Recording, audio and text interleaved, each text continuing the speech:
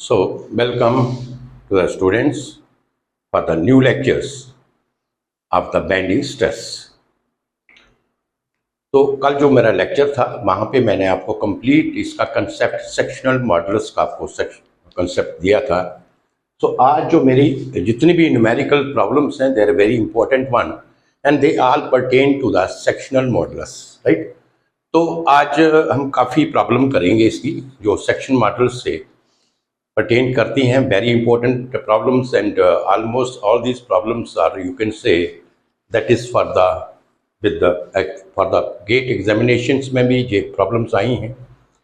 आपके ESC की कुछ problems हैं, very important one, और इसमें बहुत सारे concept हैं जो आपको when you will solve the problems से सारे concept one by one they will come here और आपको concept इसके समझ आएंगे, right? तो first problem, let us start the first problem. This is very important one, this is very important problem. और ये गेट में प्रॉब्लम बहुत दफ़ा पूछी जाती है, so many times this problem is asked. So problem क्या है आपकी? For a given stress compare the moments of resistance, compare the moment of resistance of a beam of square section.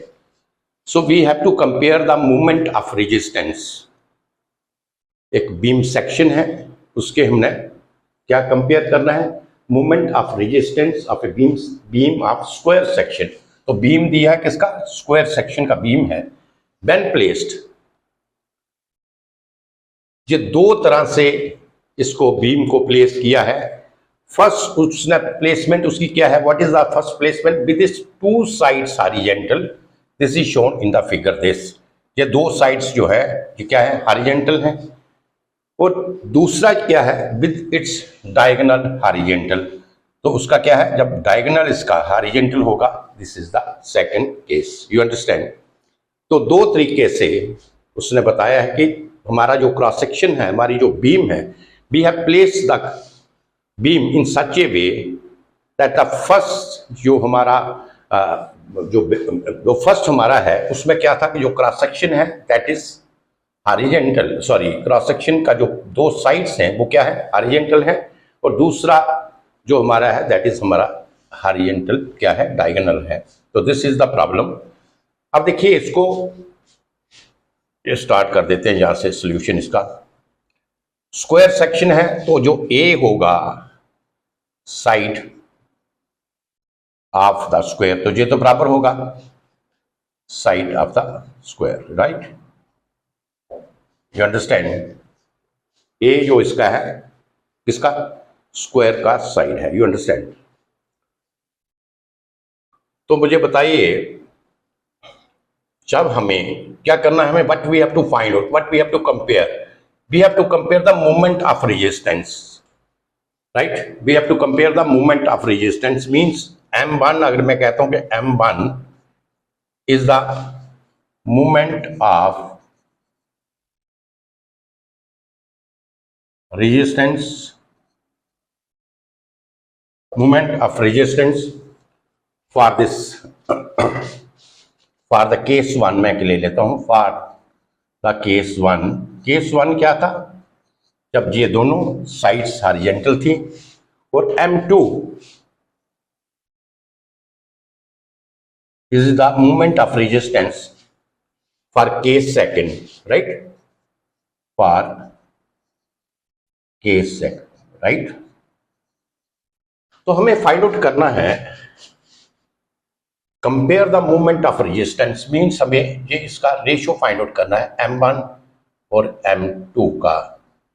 We have to find the ratio, we have to compare the movement of resistance. You understand? So हमें इसका ratio जो है वो क्या करना है? Compare करना है। तो एक जहां पे कंसेप्ट था, वेरी इंपॉर्टेंट कंसेप्ट जो आपने पढ़ा है, कंसेप्ट क्या था? वेरी इंपॉर्टेंट, इसको नोट भी करते जाइए, मैंने पहले भी लिखाया था कि M जो है ये प्रोपोर्शनल टू Z होता है। You understand? जब मैं सेक्शनल मॉडुलस का कल लेक्चर दिया था तो उसमें आपको बताया था कि जो बेंडिंग मोमेंट है, एप्लीकेबल बेंडिंग मोमेंट है, this is proportional to sectional modulus. तो जैसे जैसे हमारी सेक्शनल मॉडुलस की वैल्यू इंक्रीज होगी हमारा जो बेंडिंग मोमेंट है, एप्लीकेबल बेंडिंग मोमेंट जो बीम के ऊपर हम अप्लाई कर सकते हैं, वो क्या होगा, ज्यादा होगा। तो m प्रोपोर्शनल टू z। तो इसका मतलब ये है, अगर m आपका प्रोपोर्शनल टू z है तो you can say that m1 upon m2 this is equal to z1 upon z2। You understand?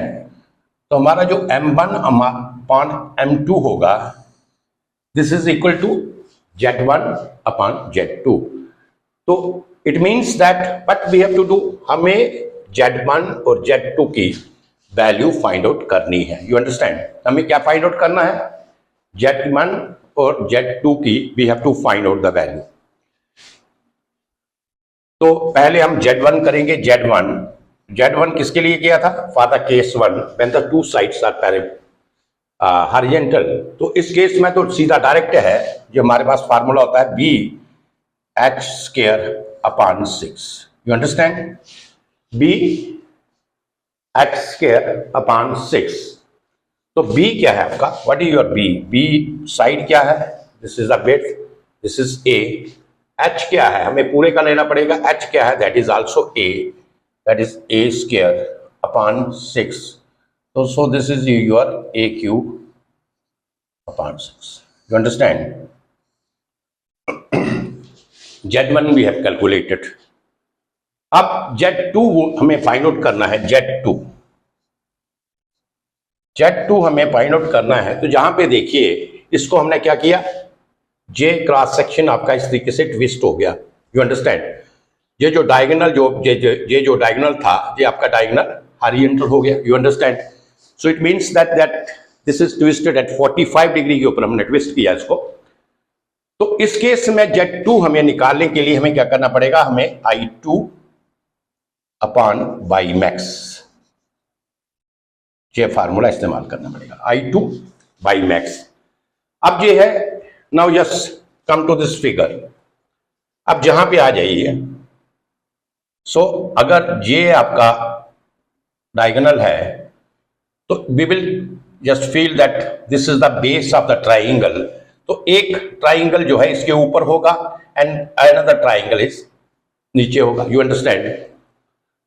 तो आपका क्या है, अगर आप इसका मोमेंट ऑफ इनर्शिया एक ट्राइंगल का फाइंड आउट करते हैं and you multiply this by 2, तो ये आपका कंप्लीट मोमेंट ऑफ इनर्शिया इसका इस सेक्शन का निकल जाएगा आपका। You understand? तो इसका मतलब है कि हमें क्या फाइंड आउट करना है, पहले मोमेंट ऑफ इनर्शिया। तो moment of inertia find out करना है। तो moment of inertia find out करने के लिए जहां तक आपने लिख लिया, इसको आप नोट कर लीजिए, इसको मिटाएंगे ऊपर से, राइट। z1 आप नोट कर लीजिए, this is a Q by 6।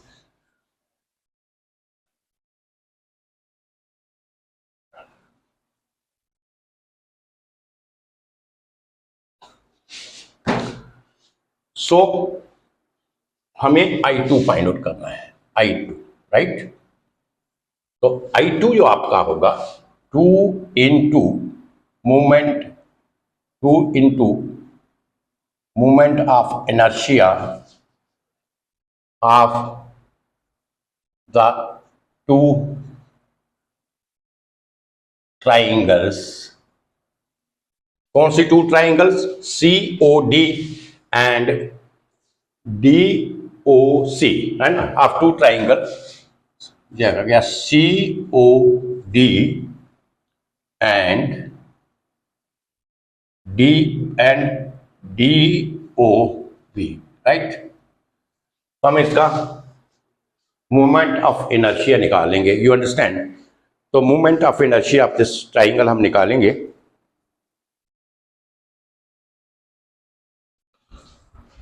So moment of inertia क्या होगा, because we are calculating the moment of inertia about the base of this. हम इसका CG से मोमेंट ऑफ इनर्शिया नहीं ले रहे हैं, बिकॉज अगर हम CG से लेते, सेंट्राइड से लेते, then the moment of inertia this is equal to BH Q upon 36। You understand? Upon 36। But we are calculating the moment of inertia about its base and this is equal to BHQ by 12। You understand? तो ये क्या होगा, moment of inertia that is 2 into BH H Q by 12। You understand? तो इसका मतलब है कि इसका बी कौन सा होगा? बी आपका होगा जहां से लेके और जहां तक जो है वो क्या है आपका, दिस इज बी, ये आपका आ गया बी। You understand? ये हमें बी, तो इसका मतलब हमें तो एक ये निकालना पड़ेगा, we have to find the length of the base, कि बी आपका कितना है। अब देखिए, now you take this triangle COD, आप एक ट्राइंगल ले लीजिए जहां पे लिखिए from triangle COD, from triangle COD। अब देखिए, अगर ये आपका बेस है, दिस इज योर परपेंडिकुलर, ये 90 डिग्री के ऊपर है, और ये आपका क्या हो गया, हाइपोटेन्यूज हो गया। You understand? ये आपका हाइपोटेन्यूज हो गया। तो आपको क्या फाइंड आउट करना है? जे फाइंड आउट करना है। You have to find out this. क्या आएगा ये?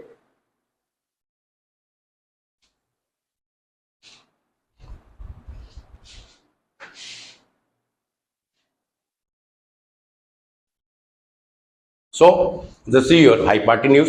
तो ये हाइपोटेन्यूज क्या होगा? तो देयरफॉर CD क्या होगा? Root of base square plus perpendicular square, right? So this is A square upon A square, because its length is A, this is A, तो इसका हो जाएगा A square upon A square, and this is equal to A root 2। You understand? This is equal to, ये आ जाएगा आपका, ये क्या आएगा, रूट ऑफ 2A स्क्वायर, तो रूट को बाहर निकाल लो, ये आ गया A स्क्वायर का A रूट 2। You understand? तो CD का वैल्यू मिल गया। अब हमें you have to find out this value, ये वैल्यू हमें फाइंड आउट करनी है, बिकॉज हमें H की वैल्यू चाहिए। H कितना होगा? H इज द हाइट, तो H जो आपकी वैल्यू है ये आपकी होगी जहां से लेके जहां तक, this is your H। You understand? तो H को फाइंड आउट करने के लिए कोई भी ट्राइंगल ले लीजिए। Suppose you take this triangle, आप ये ट्राइंगल ले लें। You understand? ये भी आपकी क्या है, राइट एंगल ट्राइंगल है, this is your right angle triangle. So from this triangle, तो आप क्या फाइंड आउट करेंगे? ये फाइंड आउट करना है। सो this upon this, perpendicular upon hypotenuse क्या होगा? सपोज अगर मैं ये लेंथ रखता हूं OL, इसको H ही कर लो। OL क्या करना है, जहां से लेके जहां तक लेंथ कितनी, H upon this is A, H upon A, this is equal to sine 45 degree, और this is equal to 1 by root 2। Sine 45 degree कितना है, right? Therefore H is equal to A upon root 2। समझ आ गया? H की value कितनी आ गई, A upon root 2। So you have calculated the CD, क्या था आपका, B था। आपने ये बेस भी कैलकुलेट कर लिया और H भी कैलकुलेट कर लिया। Now you put the value here. So this is equal to 2 into A root 2, A root 2 का whole cube by 12। You understand? BH cube by 12। You understand? तो ये 2 से ये कट जाएगा, आपका जो हो जाएगा 6 हो जाएगा, एंड ये बन जाएगा आपका A4, A क्यूब है A4, और उसके बाद ये आपका आ जाएगा A4 into root 2 upon 6 into 2 root 2, right? So this is equal to A4 by 12. You understand? कितना आ जाएगा? This is equal to A4 by 12. ये आपका I2 है। सो देयरफॉर I2 आपने निकाल लिया, I2 is equal to A4/12। You understand?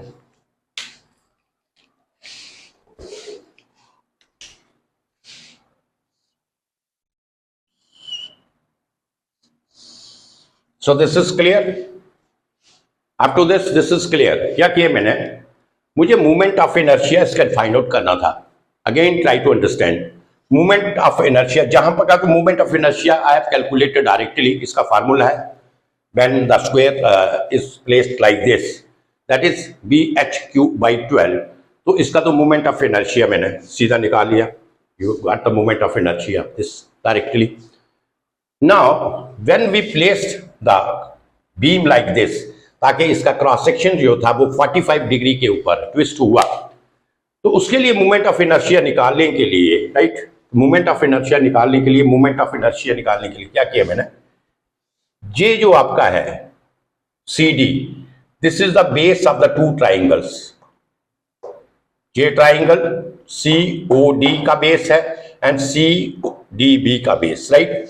So these are the two similar triangles, you can say, and if you will calculate the moment of inertia of one triangle and then multiply it by 2, so it means you will get the moment of inertia whole of this square section. You understand? So I have just calculated the moment of inertia. अब moment of inertia जो triangle का क्या होता है, because we are calculating the moment of inertia about its base, not about the CG. तो about it base जो movement of inertia होगा triangle का, this is BH3/12। You understand? वो किसके बराबर होगा? BH3/12। And as these are you can say this square section comprises with the two triangles of equal two triangles, so then the movement of inertia whole of this square section, this is equal to 2 into BH3/12। You understand? This is clear to you? अब problem यह है कि what I have to find out, I have to find the value of B and I have to find the value of H। When I will get the value of B and H, so then क्या होगा, मैं मेरा ये movement of फिर क्या होगा, हमारा movement of inertia निकल जाएगा। अब B की वैल्यू फाइंड आउट करने के लिए, what is B of this, I will consider this triangle. तो ये ट्राइंगल जो है, अगर ये आपका बेस है, ये आपका परपेंडिकुलर है, राइट, ये आपका हाइपोटेन्यूज है, तो इस ट्राइंगल का जे निकालना, this side is equal to A, this side is equal to A, so it means that hypotenuse this is equal to under root of A² plus A², right, means this side square plus this side square. You understand? So CD आपका आ गया A/√2 and this is equal to B you have calculated. Now I have to find this height also, because this is the H of this triangle, height of this triangle, जो हमें H जो ये formula में दिया है, this is the H of this triangle. So if you will consider any half of the triangle, J consider कर लीजिए, J consider कर लीजिए, right? This is both these are the right angle triangles. तो J आप consider करो.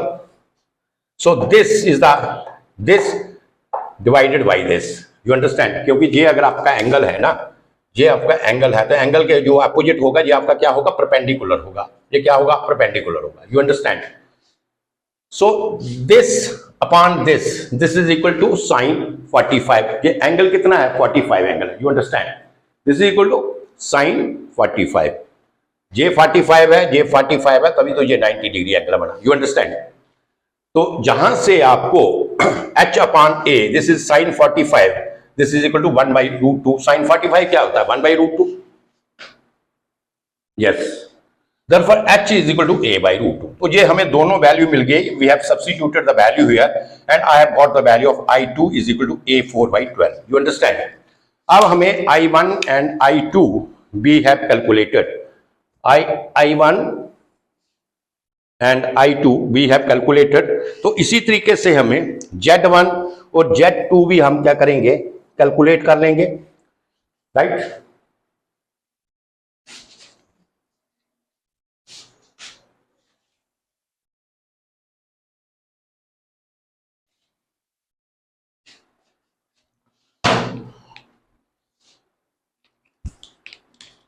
तो Z1 क्या आएगा, Z1 I1 upon by max, यही होगा। Z1 is equal to I1 upon by max, this is equal to Z1। तो I1 क्या था, this is AQ/6, right.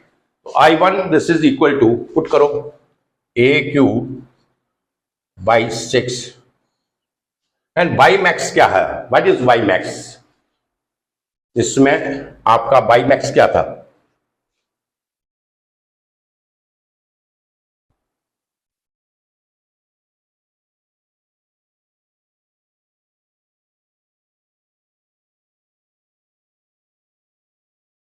Y max this is equal to A/√2, right. Y max this is equal to A/√2। जे हमने निकाला था ना, जे height कितनी है, तो जे आपका आ गया A/√2।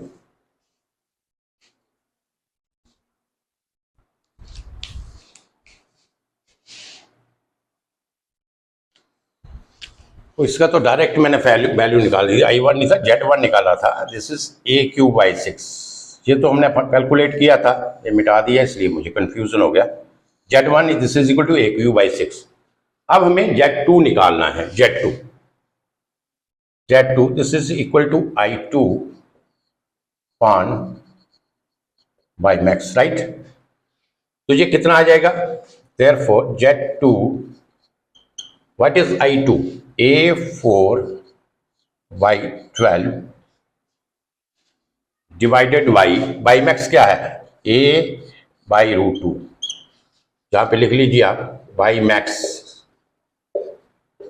A/√2, ये बाई मैक्स होगा, ये जो H है this is by max A/√2।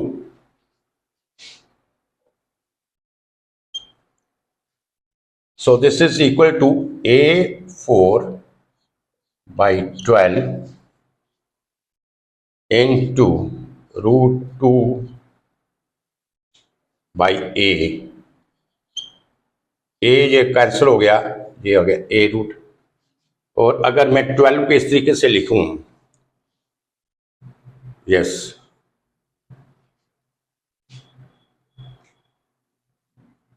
तो 12 को हम ऐसे भी लिख सकते हैं 2 into 6, राइट। ये √2 इधर से कैंसिल होगा और जे जहां पे क्या आएगा √2, राइट। देयरफॉर ये मिटा दीजिए अब।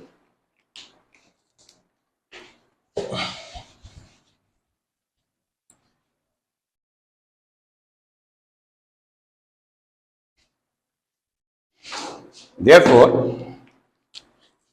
Z2, this is equal to AQ upon 6√2. You understand? You understand this? Z1 or Z2 we have calculated, but we have to find out, compare the moments of resistance। तो हमें movement of resistance को compare करना, तो हम इसका ऐसे लिख सकते हैं M1 upon M2, this is equal to Z1 upon Z2, and what is your Z1, this is equal to A upon 6। What is your Z2, Z2 is A upon 6/√2। You understand? और you can say, इसको इस तरीके से भी लिख लिया आप, AQ upon 6, ये आ गया 6√2 upon AQ। So this is equal to √2। So M1 जो है this is equal to √2 by M2, this we have compare. M1 by M2 this is equal to √2, और यू कैन से 1.414, 1.414, this is your M1 upon M2। तो जो आपका जो movement होगा, movement of inertia, जो आपका बेंडिंग मोमेंट होगा इसमें, that is 1.414 times greater than m2 होगा। अगर हम इस तरीके से प्लेस करते हैं, देखिए आप अंडरस्टैंड कीजिए, अगर बीम को हम इस क्रॉस सेक्शन से इस तरीके से प्लेस करते हैं तो ये बीम जो होगी, ये इसकी जो कैपेसिटी होगी या इसकी जो स्ट्रेंथ होगी वो इस क्रॉस सेक्शन, अगर हम बीम का क्रॉस सेक्शन इस तरीके से होता है उससे ये ज्यादा होगी। और कितनी ज्यादा होगी? 1.414 टाइम्स ज्यादा होगी। You understand? So you can say this is the best you can से प्लेसमेंट ऑफ द बीम। इस तरीके से आप अगर आप बीम को प्लेस करते हैं तो आप बीम की जो स्ट्रेंथ होगी वो क्या होगी? ज्यादा होगी, बिकॉज ये ज्यादा आपका bending movement, applicable bending movement को सस्टेन कर पाएगी। You understand? So this is a very important problem. ये जो पहली प्रॉब्लम थी बहुत इंपॉर्टेंट थी, बट इसमें मुश्किल भी कुछ नहीं है। पहले में हमने क्या किया, Z1 डायरेक्ट निकल गया। दूसरे को Z2 निकालने के लिए सिर्फ एक ज्योमेट्री का हमने इस्तेमाल किया। ज्योमेट्री का इस्तेमाल कहां पे किया? हमें ये बेस फाइंड आउट करने के लिए और जे करने के लिए। दो ट्राइंगल्स ले ली, these are the two triangles, symmetrical triangles. इनका मूवमेंट ऑफ इनर्शिया ट्राइंगल का निकाला and then I multiply by 2। So जहां पे जो थोड़ी सी कैलकुलेशन थी, only to find the base and this vertical height, जिसे h कहते हैं, तो ये सारा आपका क्वेश्चन हो गया। You understand? और इसमें जो इंपॉर्टेंट कंसेप्ट था वो क्या था, जो हमने पढ़ा था कि bending movement proportional to sectional modulus. You understand? और sectional modulus you can say that is proportional to bending movement. ये हमने जो पीछे लेक्चर था सेक्शन मॉडुलस का, वहां पे ये कंसेप्ट पढ़ा था। You understand? तो ये प्रॉब्लम हो गया। नेक्स्ट प्रॉब्लम देखिए।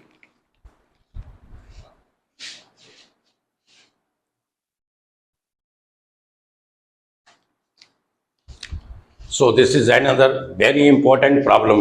इसमें भी बहुत you can get a very good concept here to solve this problem. जहाँ पर भी concept है, and this problem is also very you can say important one that has to be asked so many times in the examinations also.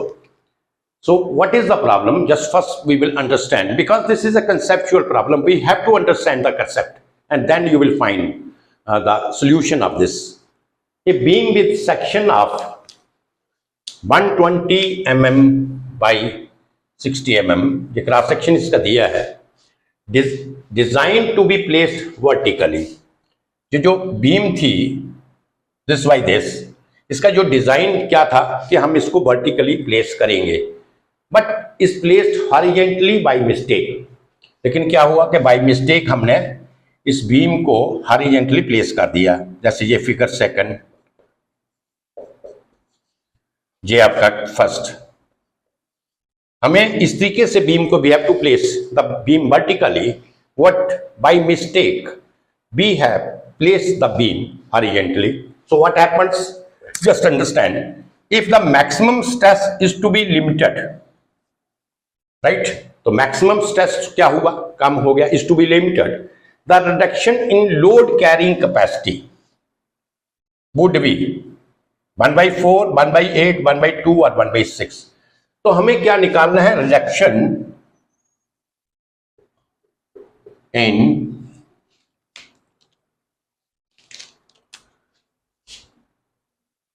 we have to find the reduction in load carrying capacity. We have to find the reduction in load carrying capacity. You understand? कि इसकी load carrying capacity में कितना reduction हुआ। सो load carrying capacity क्या है? सो load carrying capacity what does mean? देखिए, जहां से ही पहले हम क्वेश्चन को कंसेप्ट इसका समझते हैं। तो लोड कैरिंग कैपेसिटी आप कह सकते हैं, load carrying capacity that how much load this beam can sustain without the failure. This is called the load carrying capacity of a particular beam. So load means bending moment. So you can say that ये हो गया how much the applicable bending moment, the beam can sustain without failure। ये हुआ ना load carrying capacity का, ये मतलब हुआ कि ये कितना बेंडिंग मोमेंट जो है बीम सस्टेन करेगी। तो हमें reduction in load carrying capacity का क्या मतलब हुआ, लोड कैरिंग कैपेसिटी का रिडक्शन का क्या मतलब हुआ कि बीम M1 अगर बेंडिंग मोमेंट बीम का when it is placed vertically, I will say M1 is the bending moment at that time, and when it is placed horizontally, M2 is the bending moment at that time. So we have to find out the reduction in load carrying capacity, means percentage change कितना होगा, तो percentage reduction कितना होगा। This is equal to M1 minus M2 divided by M1 into 100। ये क्या हो गया, ये हो गया आपका परसेंटेज रिडक्शन। समझ आ गई ये बात, you understand this point, this is the percentage reduction. So it means that we have to find out, हमें क्या फाइंड आउट करना है, हमें ये चीज फाइंड आउट करनी है परसेंटेज रिडक्शन। इसमें इसके लिए हमें M1 चाहिए और M2 चाहिए, यू अंडरस्टैंड दिस। अब आ जाइए इसके कंसेप्ट के ऊपर। अब देखिए जैसे हमने yesterday we have discussed when I have given the lecture on the sectional modulus, उसमें मैंने आपको एक ये भी कंसेप्ट आपको दिया था, जैसे टी सेक्शन के बारे में बोला था। मैं एक टी सेक्शन लिया था, सर्कुलर सेक्शन था, रेक्टेंगुलर सेक्शन था। तो उसमें I have the question like this that the which beam is stronger, you understand। कौन सी बीम जो है इन तीनों में से, if one beam is having the circular cross section, other one is having the rectangular and third one is having the I section, so which beam is stronger. So there the point is, the concept is कि जो उसका area है, area जो है वो neutral axis से कितना फार of है। जितना ज्यादा एरिया न्यूट्रल एक्सिस से क्या होगा, दूर होगा, फार ऑफ होगा,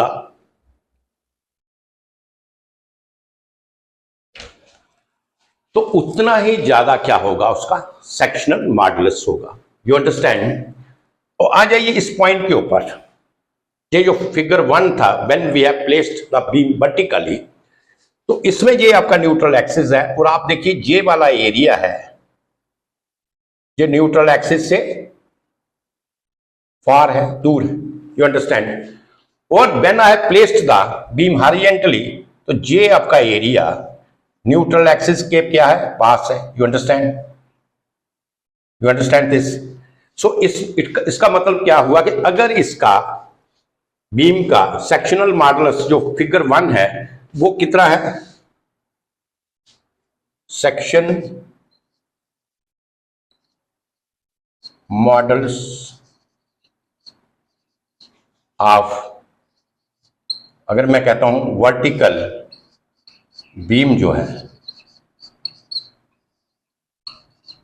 वो क्या है, Z1 है, और जो हॉरिजॉन्टल बीम है इसका सेक्शनल मॉडुलस Z1 है और इसका क्या है, Z2 है, यू अंडरस्टैंड। तो इसका मतलब क्या हुआ, इसको मिटा दो, तो इसका मतलब क्या हुआ, अगर Z1, so it means that the Z1 is greater than Z2. Sectional modulus of this vertical beam, you try to understand this point. Sectional modulus of this vertical beam, that is greater than the sectional modulus of the horizontal beam. Why it is greater? Because its area is at far off distance from the neutral axis. You understand? So इसका जो area है, area will be at the greater distance from the neutral axis, and तो horizontal का जो area है वो at the lesser distance. You understand? So this area at the greater distance from the neutral axis सो आप कह सकते हैं इस केस में देयरफॉर इधर लिखेंगे हम, therefore Z1 this is equal to Z2, अगर sorry not equal, Z1 greater than Z2, Z1 जो है वो क्या होगा, Z2 के ग्रेटर होगा, और अगर Z1 Z2 के ग्रेटर होगा, so as we know that the Z is proportional to, Z किसके प्रोपोर्शनल है, Z is proportional to M, Z किसके प्रोपोर्शनल है, as we know Z proportional to M और M प्रोपोर्शनल टू Z, ये भी हमने पढ़ा है पीछे, जो सेक्शनल मॉडल्स है वो किसके प्रोपोर्शनल है, M के, राइट। तो इसका मतलब ये हुआ इसका मतलब ये हुआ कि जो हमारा M1 होगा वो क्या होगा, ज्यादा होगा, और M2 हमारा क्या होगा, लेस होगा। इसलिए परसेंटेज रिडक्शन क्या होगी, that is equal to M1 minus M2 divided by M1 into 100। You understand this? M1 को पहले क्यों लिखा था, अदरवाइज M2 माइनस M1 भी तो लिख सकते थे, बिकॉज M2 जो बेंडिंग मोमेंट M2 है दैट इज लेस। क्यों लेस है, क्योंकि इसका जो एरिया है न्यूट्रल एक्सिस से that is at the less distance than that of the area of this vertical, जो क्रॉस सेक्शन है उसका न्यूट्रल एक्सिस से। तो जब इसका एरिया वर्टिकल जो डिस्टेंस से ज्यादा होगा तो इसका मतलब यह होगा कि Z is more here, sectional modulus क्या होगा, ज्यादा होगा, और सेक्शनल मॉडल्स अगर ज्यादा होगा तो बेंडिंग मूवमेंट क्या होगा, वो भी ज्यादा होगा। You understand, bending movement is more, so you can से Z2 is greater than Z1 is greater than Z2। तो अगर Z आपका प्रोपोर्शनल टू M है तो I can write like this, percentage reduction किसमें, ऐसे भी लिख सकते हैं आप, Z1, इसको थोड़ा सा कर लीजिए, इसको मिटा देते हैं ऊपर से, जहां तक आप नोट कर लीजिए और फिर इसको मिटा देते हैं, right.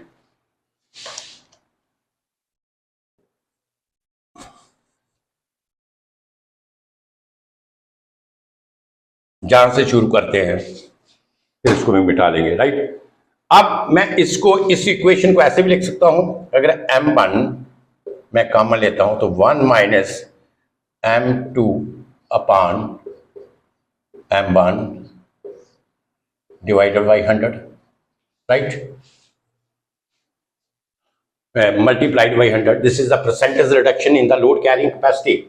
Or you can say M1 means M1 proportional to Z1. This is equal to 1 minus Z2 upon Z1 into 100. This is clear? Up to this clear? ये कंसेप्ट आपको क्लियर हो गया कि हमारा इस केस में अगर हम बीम को वर्टिकली क्रॉस सेक्शन रखेंगे, इस तरीके से बीम को रखेंगे, तो हमारा जो बेंडिंग मोमेंट एप्लीकेबल लोड होगा, बेंडिंग मोमेंट इसके ऊपर, ये बीम जो है ज्यादा स्ट्रांग होगी और ये ज्यादा बेंडिंग मोमेंट को सस्टेन कर पाएगी as compare to this. Reason is कि इसका जो डिस्टेंस है फ्रॉम द न्यूक्लियर, इसका जो एरिया है, एरिया का जो डिस्टेंस है फ्रॉम द न्यूट्रल एक्सिस, वो क्या है, एक्सेसिव है, ज्यादा है एज कंपेयर टू दिस। तो अगर इसका डिस्टेंस ज्यादा है, तो जैसे कल आपको बताया था मैंने, तो क्या होगा, अगर डिस्टेंस ज्यादा है तो इसका जो सेक्शनल मॉडुलस है वो क्या होगा, that is more as compare to this. इससे कंपैरिजन से इसका सेक्शनल मॉडुलस क्या होगा, ज्यादा होगा। You understand? And sectional modulus आपको पता है, bending movement that is proportional to sectional modulus. जिसका सेक्शनल मॉडुलस बड़ा होगा उसका क्या होगा, आपका बेंडिंग मूवमेंट भी क्या होगा, ज्यादा होगा। You understand? तो अब Z1 और Z2 की वैल्यू निकालो, इसमें सब्स्टिट्यूट कर लो, ये बिठा दीजिए। अब आ जाइए Z1, इसमें Z1 क्या है, जैसे आपको पता है इसका Z1 क्या होगा, BH स्क्वायर अपॉन 6, यही Z1 होगा ना। इस केस में what is your B? B is 60, H क्या है 120 square, right.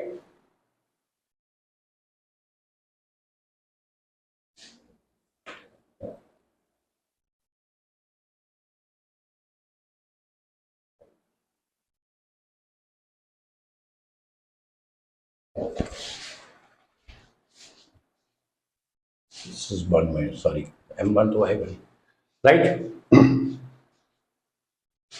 This is cancel कर लेना था इसको। तो अब इसमें पुट कर लीजिए value 1 minus what is Z2 इसका लेंगे हम। इसमें B कितना है 120,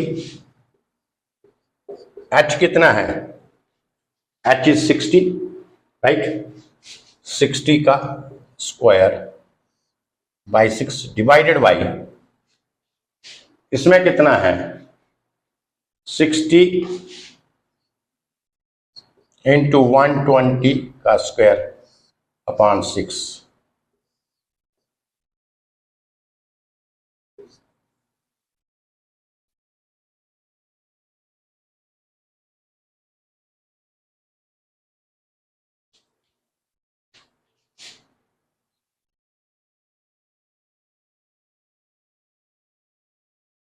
and this is equal to 0.5%, right? This is equal to 0.5%, or you can say this is 1/2। ये क्या होगा 0.5% और 1/2,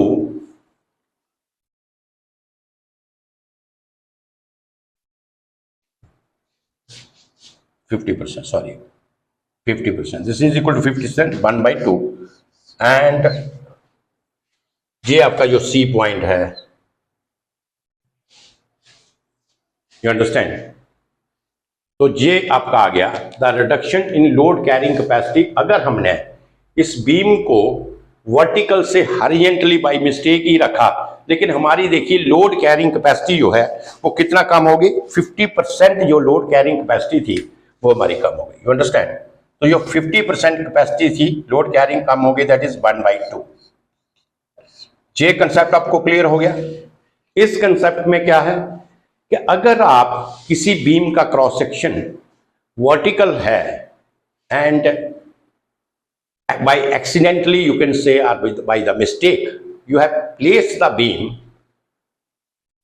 एक हॉरिजॉन्टल जो क्रॉस सेक्शन है उस पोजीशन में अगर आप रखते हैं, this is the vertical cross section of the beam, इसको हॉरिजॉन्टल बाय मिस्टेक रखते हैं, तो आपकी जो लोड कैरिंग कैपेसिटी जो बीम की होगी, this is a very important concept to understand. Being an engineer you must understand this thing. जो लोड कैरिंग कैपेसिटी जो बीम की होगी वो ऑलमोस्ट 50% क्या होगी, कम हो जाएगी।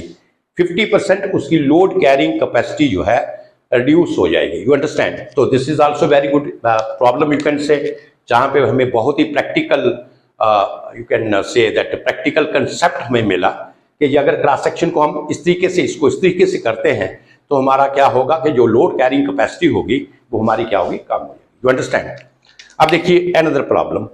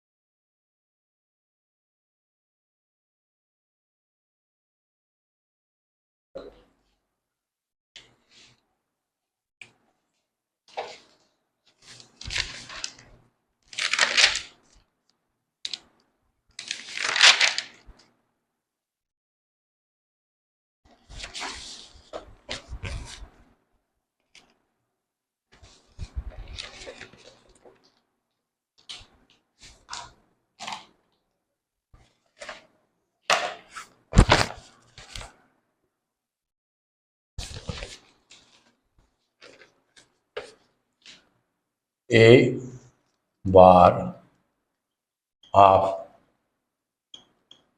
cross section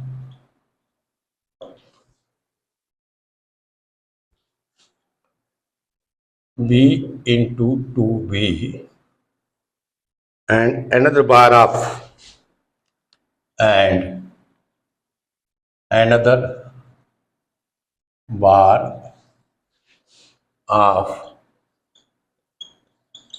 circular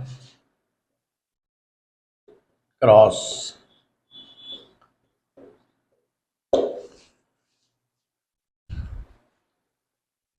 dia is equal to D with the same length with the same length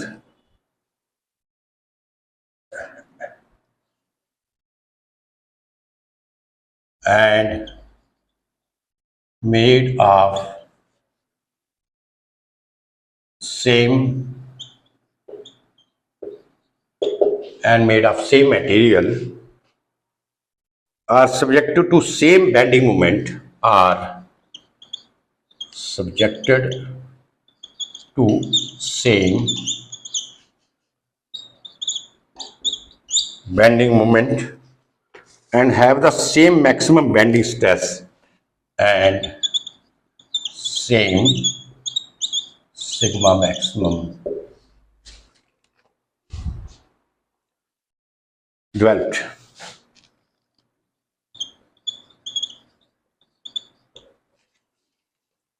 The ratio of the weights of the ratio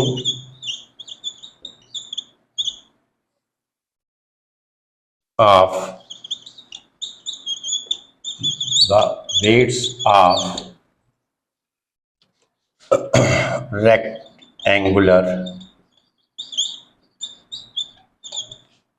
rectangular bar and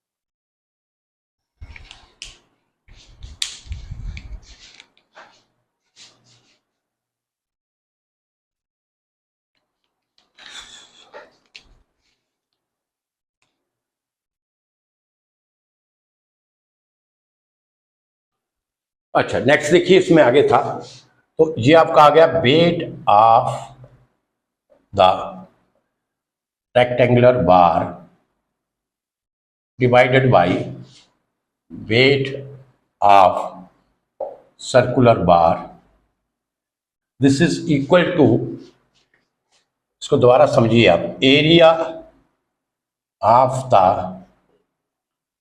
rectangular bar और area of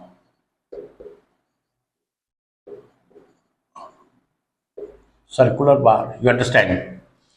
तो area इसका क्या होगा, that is B into 2b, rectangular bar का cross section दिया है b into 2b, और इसका एरिया आपका हो गया π/4 सर्कुलर बार का into d square, you understand.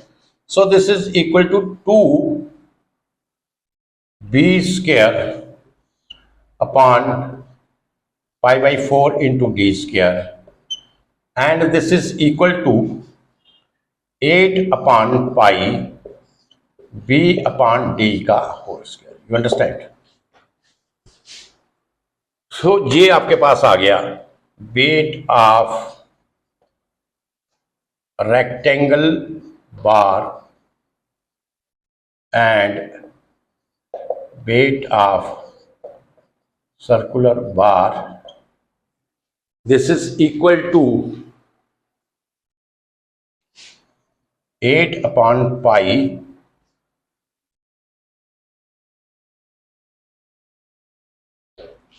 You understand. जे कैसे आया था, जे भी मैंने आपको बताया था, राइट। ये कैसे आया था, जो W है, वेट है आपका, वो क्या होता है, specific weight into volume, right. तो स्पेसिफिक वेट क्या है आपका, that is W upon B into B। और W क्या होगा आपका, that is density into G into B, rho into B that is mass into G that is weight upon B, and this is B और B cancel हो गया, so this becomes rho into G। B क्या है आपका, A into L, volume को हम A into L भी लिख सकते हैं। तो जहां पे देखिए आप, जो आपका W है,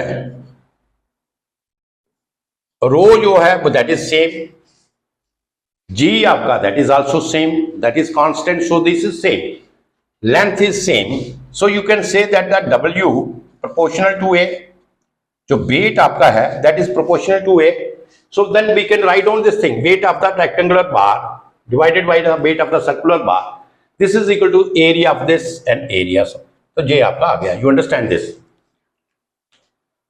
अब आगे, अब हमें क्या फाइंड आउट करना है, B by D की value we have to find out, B और D की वैल्यू फाइंड आउट करनी है। तो इसमें इसमें फिर कंडीशन आपको दिया है, कंडीशन क्या दिया था, what is the condition they have given, okay, कहा था bending moment of both bars क्या है, same, sigma maximum bending stress both bar same, rest density same, length same, so ये conditions आपको इसमें दिया था, you understand। So when these conditions are given here, तो इसका मतलब क्या हुआ, when the conditions are given here like this, तो इसका मतलब क्या हुआ कि जो Z आपका है, section modulus of the rectangular bar, this is equal to section modulus of the circular bar, you understand this। When the bending moment is same, or the bending stress, maximum bending stress is same, it means that, as you know that M proportional to Z, so it means that your sectional modulus of both the bars are same, sectional modulus जो दोनों बार का क्या होगा, same होगा, you understand। तो अब क्या करें, हम sectional modulus निकाल लेते हैं। तो sectional modulus आपका rectangular बार का क्या आएगा, that is B h square by 6 होता है, right, B h 2V square by 6, तो J आपका आ गया 4V Q बाई 6, और Z आपका जो सर्कुलर बार का है, this is equal to pi by 32 into D cube, तो ये तो इसी में रहेगा, फर्स्ट एंड सेकंड। तो जब ये दोनों सेम हैं तो इसका मतलब क्या हुआ, therefore 4/6 BQ this is equal to pi by 32 into D cube. और जहां से आप B बाई डी की वैल्यू कैलकुलेट करें, find out the value of B upon D, क्योंकि हमें B अपॉन डी की वैल्यू चाहिए जहां पे, तो B अपॉन डी की वैल्यू फाइंड आउट करें, so this is equal to 0.528, this is equal to 0.528, find out कर ले आप 0.528, राइट। सो B अपॉन डी की वैल्यू आपको मिल गया। अब क्या करेंगे, सॉरी, तो B अपॉन डी की वैल्यू जहां पे पुट कर ले, तो ये आपको आ गया weight of rectangular bar, this is equal to weight of circular bar this is equal to 8/पाई 0.528 का whole square, and this is equal to, calculate करें how much it has come,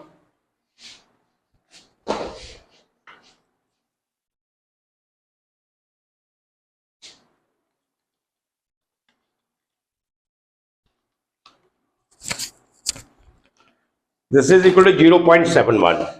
This is equal to 0.71, right. तो ये आपका ratio आ गया। अब जहां से देखिए आप, one more concept you will see from here.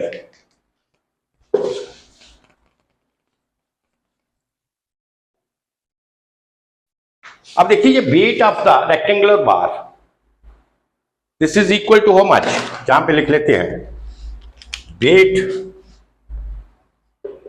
Of rectangular bar, this is equal to 0.71 into weight of circular bar. तो इसका मतलब यह है कि वेट जो आपका रेक्टेंगुलर बार का है वो सर्कुलर बार से कम है, कितना, 0.71 टाइम्स। You understand. तो सर्कुलर, तो इसका मतलब हुआ कि जो आपकी सर्कुलर बार का जो वेट है ये less weight, right, then sorry rectangular bar का then circular bar. So it means that more economical, तो ये आपकी जो है ज्यादा इकोनॉमिकल होगी। अगर हमें दो बार को चूज करना है, यू अंडरस्टैंड, अगर हमें दो बार जिनका सारा पैरामीटर्स सेम दिए हैं, bending moment, bending stress, length, material shape, उसके बावजूद भी हमें अगर दो क्रॉस सेक्शंस हैं, डिफरेंट क्रॉस सेक्शंस की बार हैं, एक आपका सर्कुलर क्रॉस सेक्शन है, एक आपका रेक्टेंगुलर क्रॉस सेक्शन है, तो अगर आपको इन दो में से आपको चुनना है तो you can choose which bar, that is the rectangular cross section, because that rectangular cross section is having the less weight than that of the circular bar, so you can say this is more economical. You understand. तो एक problem और करते हैं।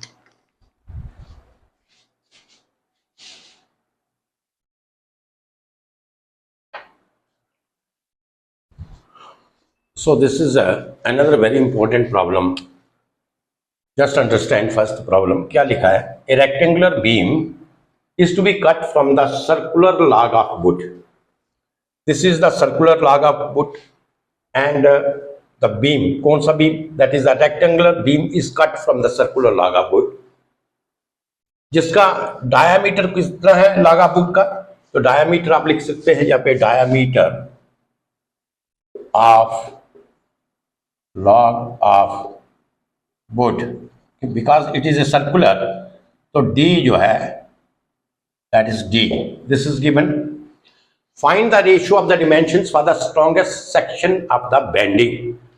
हमें ratio dimensions की find out करना है, means हमें क्या रेशियो फाइंड आउट करना है, d अगर log of wood है, इसका डायमीटर है, एंड स्मॉल d इसका रेशियो है, हॉरिजॉन्टल जो इसने आपने इसने ये काटा, आपने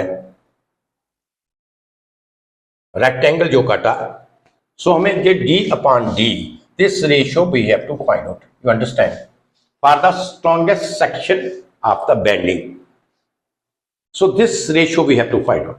अब देखिए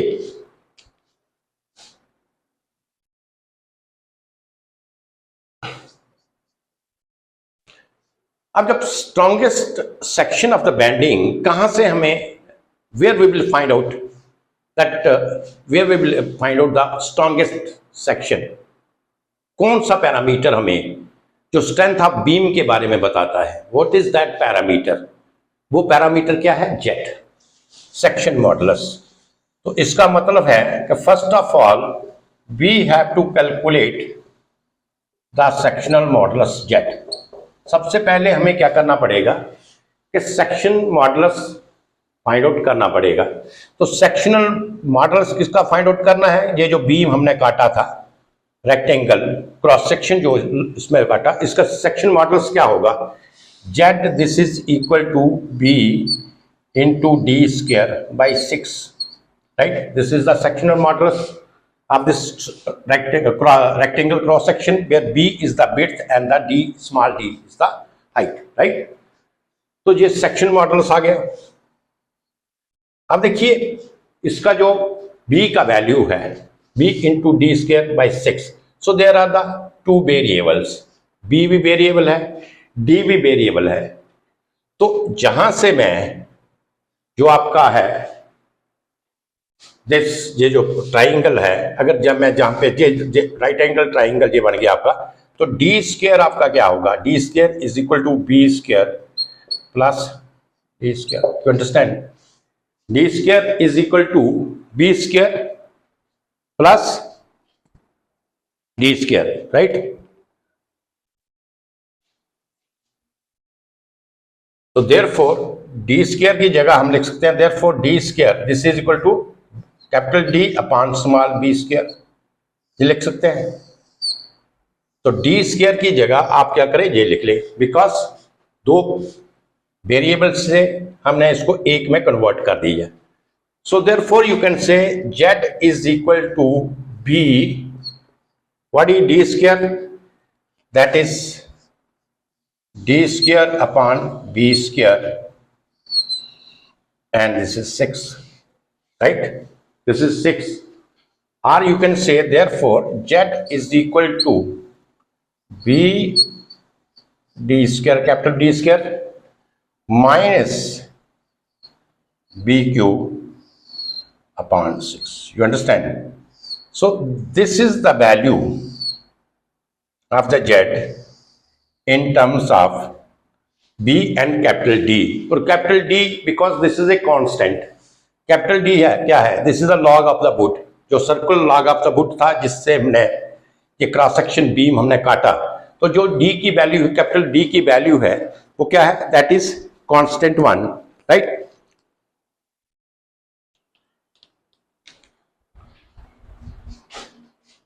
सो अब देखिए इसमें इसको मिटा देते हैं.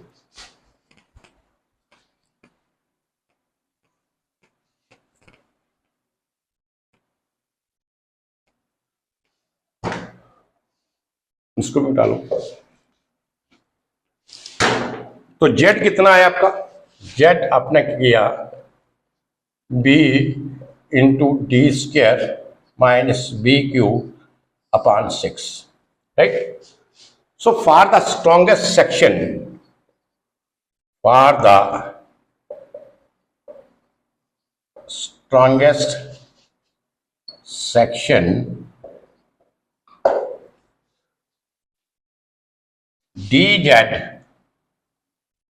dz upon db, this is equal to 0. देखिए ये क्या है, basically this is a slope and slope should be 0. जो इसमें ये है आपका, ये सपोज b है, ये z की वैल्यू है, तो z का जो वेरिएशन होता है b के हिसाब से वो इस तरीके से होता है, और उसके बाद ये, राइट. तो जैसे जैसे b जो है इंक्रीज होता है, z का ऑलमोस्ट वेरिएशन ऐसे होता है. और इस पॉइंट के ऊपर जहां पे आपका स्लोप 0 होगा, ये z की वैल्यू जो क्या होगी, ये वैल्यू क्या होगी, z की वैल्यू मैक्सिमम होगी, z की वैल्यू क्या होगी, मैक्सिमम होगी, जहां पे आपका टेंजेंट है, राइट. सो टेंजेंट है तो इसका मतलब जो आपका स्लोप होगा dz upon db this is equal to 0. इसलिए हम फॉर द स्ट्रॉन्गेस्ट सेक्शन हम क्या करते हैं, dz upon db is equal to 0 करते हैं. z का जो स्लोप है दैट शुड बी 0, तभी आपका z वहां पे क्या होगा, मैक्सिमम होगा. सो अगर आपका z मैक्सिमम होगा तो आपकी जो सेक्शन होगी वो क्या होगी, स्ट्रॉन्ग. You understand. तो इसको डिफरेंशिएट करें बी के साथ, ये आ गया आपका dz upon db is equal to, b constant है तो ये आपका आ गया D square minus 3b square upon 6, right? And this is equal to 0. This is equal to 0. Therefore, d square minus 3b square, this is equal to 0. ये 0 हो गया. और d square is equal to 3b square. d square, this is equal to 3b square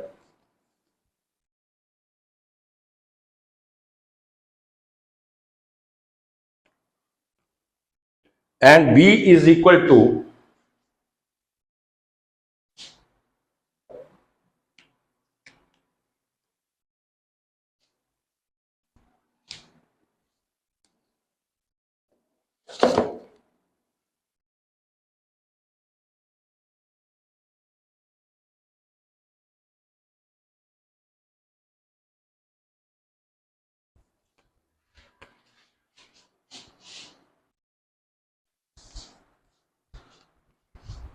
therefore b square upon d square is equal to 3. Therefore b upon d root 3. एक dimension आपकी आ गई इसकी. b is equal to root 3. ये बड़ा d था. Root 3d. You understand? तो एक width आपकी कितनी होनी चाहिए? जो diameter of the log of the wood है, root 3 into D. You understand? One dimension you have calculated. b is equal to root 3d. And the second dimension, हमें क्या d भी फाइंड आउट करना है. d कितना होना चाहिए?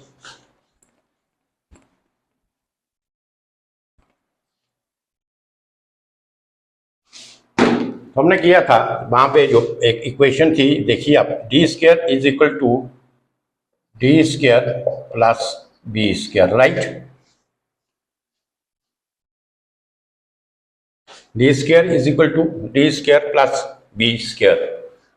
तो देयरफॉर जहां पे आपका जो स्मॉल डी स्क्वायर था वो क्या था? D square minus B square. Okay, D square minus B square, this is the small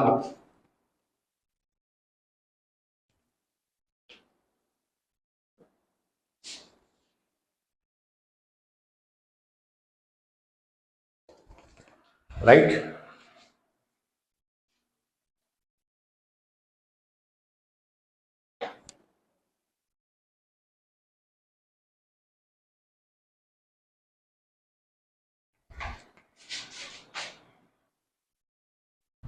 तो b की वैल्यू पुट कर लीजिए यहां पे. Therefore D square minus, that is d upon under root of 3 का whole square. This is equal to D square minus D square upon 3 and this is equal to 2d square upon 3, right? जैसे ये आपका D square है, right? D square is equal to 2d square upon 3. Therefore हमें इसका ratio निकालना है d upon d. Therefore, d upon d, this is equal to under root of 2 by 3. Under root of 2 by 3.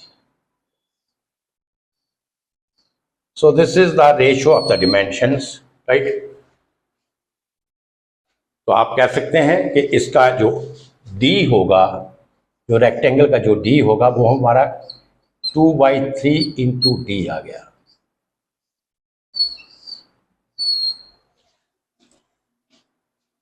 जो width होगी इसकी, this is equal to D by root 3, right? Width कितना होगा? d by root 3 and the depth is under root 2 by 3 into D. So these are the dimensions for the strongest section. You understand? So these are the dimensions for the strongest section. So now this question is clear to you. What is the question is, again I will repeat that there is a circular log of would. And from that circular log of wood which is having a capital D diameter, B cut the rectangular cross section, वहां से उससे हमने rectangular cross section उसका काटा, you understand. तो ये rectangular cross section का beam था जो उसमें से काटा हमने, we have to find that for the strongest section of that beam what are the dimensions, what are the ratio of the dimensions, that ratio क्या होगी, उनकी डिमेंशंस की क्या रेशियो होगी। तो ये d बाई डी जो रेशियो ऑफ द डिमेंशन है, d क्या हुआ, जो इसकी डायमीटर था, सॉरी हाइट थी इसकी रेक्टेंगुलर सेक्शन की, that is the d, and capital D that is the circular log butt का जो डायमीटर था उसका, and this ratio that is 2/√2/3, you understand. तो this is a very important problem, this is also very important problem. और ये problem जो circular log butt का है, ये बहुत सारे क्वेश्चंस, बहुत सारे एग्जामिनेशंस में ये प्रॉब्लम आपका आया है। This is in the GATE exam also and some professional examinations में भी ये प्रॉब्लम आया है। और I think this is a very simple problem, this is not difficult one, only there is a concept here, क्योंकि for the strongest section of the beam, when they will ask you the strongest section of beam, it means that you require the sectional modulus, right? And sectional modulus, because that gives you the strength of the beam. Sectional modulus से हमें क्या मिलता है, strength मिलता है कि beam आपका कितना strong है। और maximum strongest section के लिए हमें क्या करना पड़ेगा कि जो आपका वैल्यू निकालेंगे आप, जो Z की वैल्यू निकालेंगे इन टर्म्स ऑफ क्या होगा कि Z की जो वैल्यू है वो इन टर्म्स ऑफ B और D, दो वेरिएबल्स में आपको मिलेगी, यू अंडरस्टैंड। तो आप इन दो वेरिएबल्स को क्या करना है, एक वेरिएबल में कन्वर्ट करना है। और उसके लिए जो भी मैथमेटिकल हमने जहाँ पे कैलकुलेशन किया, उस तरीके से आपने b को कन्वर्ट कर देना है d में। One variable you have to convert in another variable, ठीक है। तो इन दो को एक वेरिएबल में करके कन्वर्ट करके और फिर उसको आप क्या करें, z को आप with respect to b, d जो वेरिएबल होगा उसको हम b में कन्वर्ट करेंगे, और जो एक ही वेरिएबल आएगा तो उसको डिफरेंशिएट करेंगे हम z को with respect to b and then equate it to 0। तो वहां से आपको क्या होगा कि आपको b का वैल्यू मिलेगा, यू अंडरस्टैंड, b का वैल्यू मिलेगा, दैट इज कैपिटल D/√3। और ये जो b का वैल्यू है, ये जो हमारी इक्वेशन थी, जो capital D² diameter of the log of the wood, this is equal to the जो रेक्टेंगल का क्रॉस सेक्शन था, this is equal to the square of this, क्योंकि ये राइट एंगल ट्राइंगल बनेगा अगर इस तरीके से देखेंगे, this is equal to this. तो जहां पे आप सब्स्टिट्यूट करें you will get the dimensions, right. तो जहां पे आपको मैंने 4 क्वेश्चंस करवाए, very important one, it takes lot of time, there are so many more questions are there, but due to the scarcity of the time you can say I cannot go for another question. तो rest I think this is very good one. और मेरा आप लोगों को ये suggestion है कि ये सारे क्वेश्चन जितने भी हैं आज तक, जितने भी मैं न्यूमेरिकल इसके करवाए हैं, सेक्शनल मॉडल्स के करवाए या इससे पहले करवाए, they are all very important numericals, very important problems, and mostly you will find these problems in the examinations. So एक मैंने ऑलमोस्ट प्रॉब्लम सारा सिस्टम का टच कर लिया है। सेक्शन मॉडल्स के तो मैंने आपको 4-5 न्यूमेरिकल दे दिए हैं, राइट।